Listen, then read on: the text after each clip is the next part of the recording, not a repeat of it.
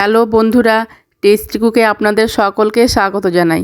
আর বন্ধুরা, আশা করছি আপনারা সকলেই খুব ভালো আছেন। আজ আমি আপনাদের করে দেখাবো মুড়ি ও একটি ডিম দিয়ে দারুণ একটি নাস্তার রেসিপি। আর এই রেসিপি বাড়িতে থাকা খুবই অল্প উপকরণ দিয়ে তৈরি করে নিতে পারবেন। তো বন্ধুরা, আপনি যদি আমার চ্যানেলে প্রথম হন তাহলে আমার চ্যানেলটি সাবস্ক্রাইব করবেন আর পাশে থাকা বেল আইকনটি ক্লিক করে দেবেন। এতে করে ভিডিও ছাড়া মাত্রই আপনার কাছে নোটিফিকেশান পৌঁছে যাবে। চলুন তাহলে রেসিপিটি শুরু করি। তো বন্ধুরা, এখানে আমি গ্যাসে একটা কড়াই চাপিয়ে দিয়েছি। এবার আমি এর মধ্যে দিয়ে দিলাম 1 টেবিল চামচ তেল। এবার আমি তেলটা খুব ভালো করে গরম করে নিলাম। এবার আমি এর মধ্যে দিয়ে দিচ্ছি একটি ডিম। আর ডিমটা আমি মিডিয়াম ফ্লেমে শ্যালো ফ্রাই করে নেব।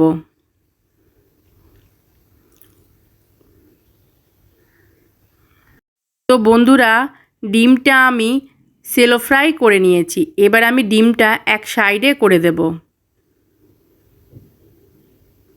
এবার আমি আরও 1 চামচ তেল দিয়ে দিলাম।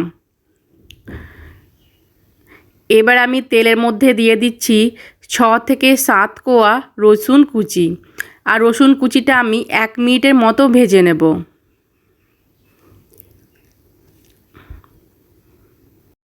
রসুন কুচিটা আমি 1 মিনিটের মতো ভেজে নিয়েছি। এবার আমি এর মধ্যে দিয়ে দিচ্ছি 3টে কাঁচা লঙ্কা কুচি। কাঁচা লঙ্কা আর রসুন কুচিটা আরও আমি 1 মিনিটের মতো ভেজে নেব। তো রসুন আর কাঁচা লঙ্কা কুচিটাও আমার ভাজা হয়ে গেছে। এবার আমি ডিমের সঙ্গে মিশিয়ে আরও কিছুক্ষণ নাড়াচাড়া করে নেব। এবার আমি এর মধ্যে দিয়ে দিচ্ছি 1/2 চামচ গরম মশলা গুঁড়ো আর দিয়ে দেব 1/2 চামচ চাট মশলা। এবার আমি গরম মশলা চাট মশলাটাও ভেজে নেব।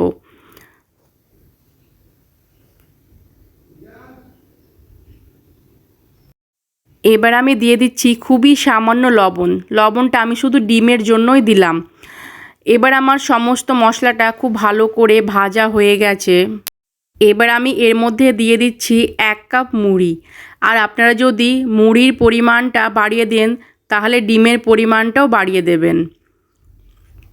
তো এবার আমি সমস্ত মশলার সঙ্গে মুড়িটাও 2 মিনিটের মতো ভেজে নেব। এবার আমি এর মধ্যে দিয়ে দিচ্ছি 1 চামচ সর্ষের তেল। এখানে সর্ষের তেল দিলে পরে মুড়ির স্বাদটা অনেক গুণ বেড়ে যায়। এবার আমি এর মধ্যে দিয়ে দিচ্ছি কিছুটা পরিমাণ ধনেপাতা কুচি। আর ধনেপাতা কুচিটাও আমি খুব ভালো করে মিশিয়ে নেব।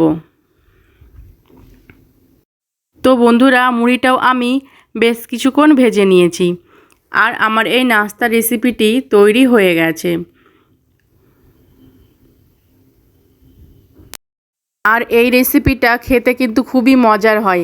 তো বাড়িতে অবশ্যই আপনারা একবার হলেও ট্রাই করে দেখবেন। আর রেসিপিটি যদি আপনাদের ভালো লাগে তাহলে অবশ্যই একটা লাইক করবেন আর কমেন্ট করে আমাকে জানাবেন। সবাই ভালো থাকবেন, সুস্থ থাকবেন। ধন্যবাদ।